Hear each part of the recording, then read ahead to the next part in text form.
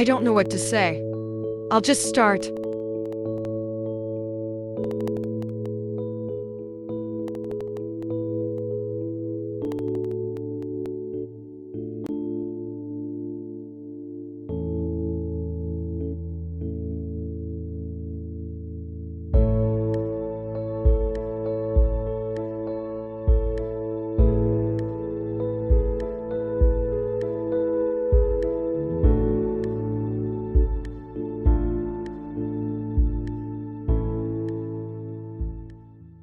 A set of students who have begun to exhibit severely antisocial behavior. I will be documenting this process in the form of audio recordings.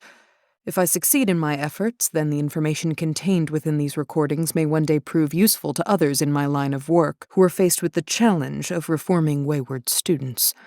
Last year, 5 students at this school were subjected to severe bullying. At the time, my policy was to require students to provide me with irrefutable evidence of wrongdoing before taking disciplinary measures toward anyone accused of misbehavior. Because no student was able to provide concrete proof that the bullying was taking place, I refused to take action, in accordance with my normal protocol. To be frank, there is no decision in my life that I regret more than this one.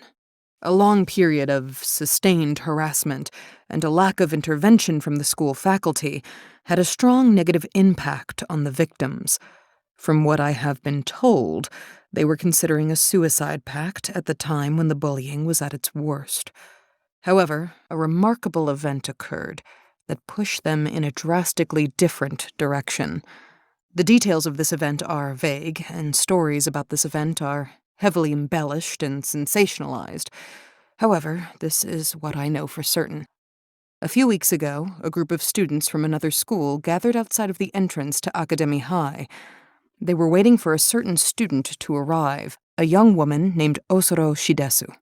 Osoro had somehow offended them, and they were planning to retaliate by beating her up in front of the school. Apparently, they wanted to make it clear that they would not tolerate disrespect from anyone at Academy High. Again, the details are fuzzy, but what really matters is what happened next. Osoro single-handedly fought off the group of students that tried to assault her. It's difficult to know how she accomplished this because every version of the story is different. Some reports state that she defeated 10 students one at a time, while other accounts claim that she fought off 100 students simultaneously. Some say she took a weapon from one of the attackers and used it to defend herself against the rest, while others say she was bare-fisted the entire time. All versions of the story end the same way, with Osoro standing at the school's entrance, splattered with blood, surrounded by the maimed bodies of her enemies. Allegedly, she took a coat from one of the students she had defeated and draped it around her shoulders as a trophy commemorating her victory.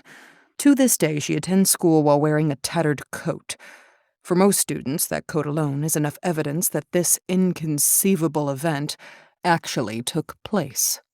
The 5 students who were being bullied were present when Osoro's triumph occurred. They witnessed her achievement firsthand.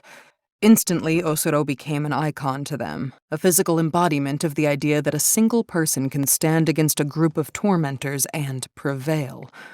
From that day forward, they idolized her, worshipped her like a goddess. They started following her around school at all hours, like baby ducks following their mother. And eventually, they began to imitate her. Osoro had demonstrated that violence was a viable solution to their problems, and that a fearsome reputation would keep their enemies away. The 5 bullied students began acting exactly like Osoro. Gruff, unfriendly, standoffish.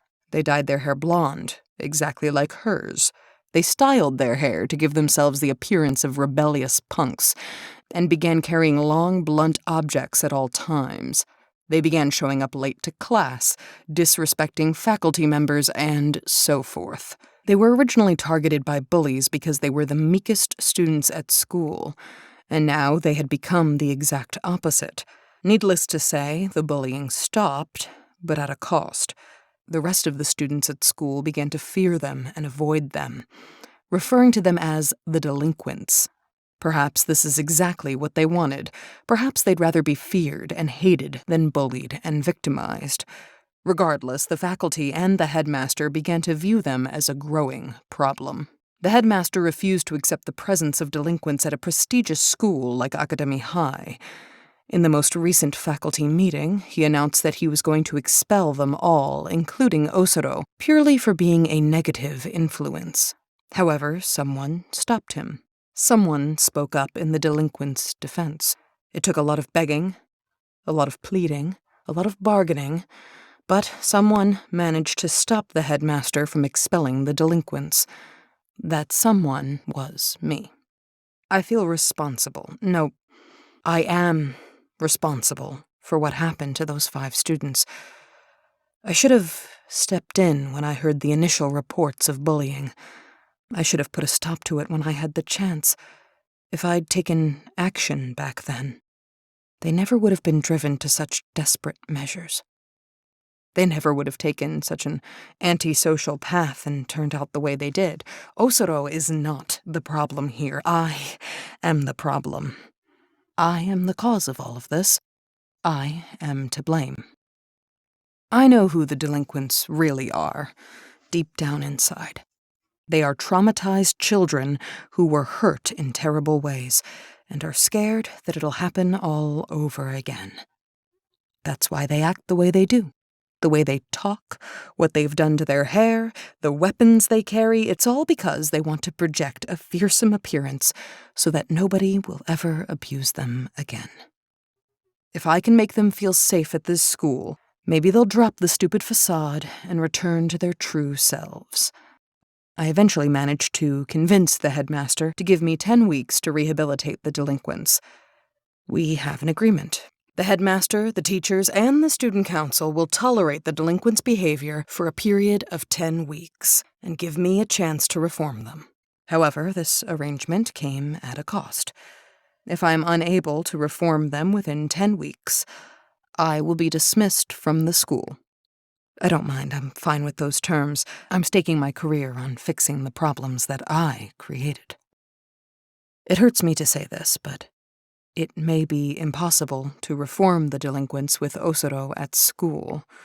The next time she slips up, violates any rule, no matter how small, she'll need to be suspended from school for the longest period possible.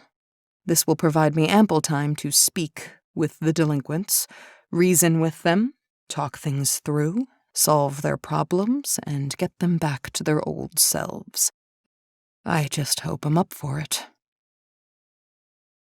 In times like this, I wish I was more like my mother. This recording became much more personal than I intended. I may need to toss this out and start over.